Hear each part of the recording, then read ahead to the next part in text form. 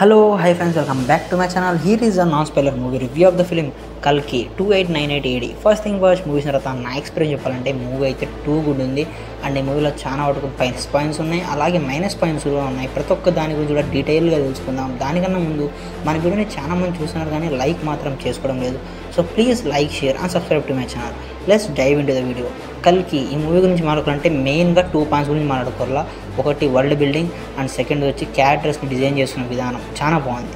And movie starting నుంచి కూడా ending అంటే ఇంటర్వెల్ బ్యాంగ్ వరకు కూడా చాలా ఇంట్రెస్ట్గానే పోతుంది. అంటే క్యారెక్టర్ టు క్యారెక్టర్ ఇంట్రడ్యూస్ చేసుకునే చాలా టైం తీసుకున్నారు, కానీ ఆ టైమింగ్లో కూడా కామెడీ అయితే ఎక్కడ మిస్ చేయలేదు. మెయిన్గా ప్రభాస్ అయితే నాకు చాలా బాగా అంటే యంగ్ ప్రభాస్, వింటేజ్ ప్రభాస్ని గుర్తు చేస్తున్నారు. అప్పట్లో అంటే ఈశ్వర్ మూవీస్ అంటే ఓల్డ్ మూవీస్లో కామెడీ చూసినాం కానీ రీసెంట్ టైమ్స్లో అంత కామెడీ చూడలేదు.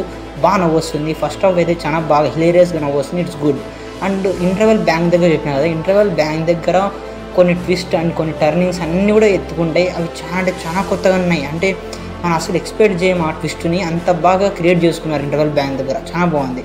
అండ్ సెకండ్ హాఫ్ దాన్ని తీసుకొని స్టార్ట్ చేస్తారు సెకండ్ హాఫ్ కూడా మూవీలో. కానీ సెకండ్ హాఫ్ టర్నింగ్ పాయింట్స్ చాలా పెట్టుకున్నారు. మెయిన్గా యాక్షన్ సీన్స్ చాలా టూ గుడ్గా ఉన్నాయి. అసలు ప్రభాస్, మన Amitabh Bachchan fighting action scenes ఉన్నాయి సెకండ్ హాఫ్లో, సూపర్ అంతే. అంటే ఇట్స్ గుడ్. అండ్ మళ్ళీ లాస్ట్ ఇంకా క్లైమాక్స్ వచ్చిన తర్వాత అయితే క్లైమాక్స్ చాలా బాగుంది. అసలు ఎవరు కూడా మిస్ కావద్దండి. ఎందుకు చెప్తున్నా అంటే ఈ మూవీలో అంటే కథకు విషయానికన్నా కానీ చూపించిన విధానం చాలా బాగుంది. అంటే ఆ వరల్డ్ని చూపించిన విధానం, ఫ్యూచర్ని చాలా బాగా చూపించినారు.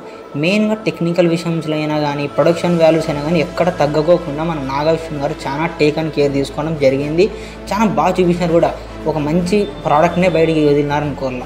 మెయిన్గా ఇంకా మైనస్ పాయింట్స్ విషయానికి వచ్చినట్టయితే మైనస్ పాయింట్స్ అంటే సాంగ్స్ అయితే 1-2 బాగున్నాయి బాగా. అంటే ఇంకా మిగతా పాటలు అయితే అంత నచ్చలేదు. బీజిఎం స్కోర్ అయితే ఇంటర్వెల్ బ్యాంక్ కూడా చాలా బాగుంది అండ్ క్లైమాక్స్ కూడా చాలా బాగుంది. కొన్ని క్యారెక్టర్స్ అంటే మన దుల్కర్ సల్మాన్ ఉన్నారు, మన బుజ్జి ఉంది, ఇంకా చాలా క్యారెక్టర్స్ ఉన్నాయి, మన కమల్ హాసన్ గారు ఉన్నారు. వీళ్ళందరి దగ్గర కూడా ఒక రకమైన మ్యూజిక్ వస్తుంది. అంత ఎక్కదు, ఇట్స్ ఓకే, డీసెంట్గానే ఉంది ఫ్రెండ్స్, అది పరిస్థితి.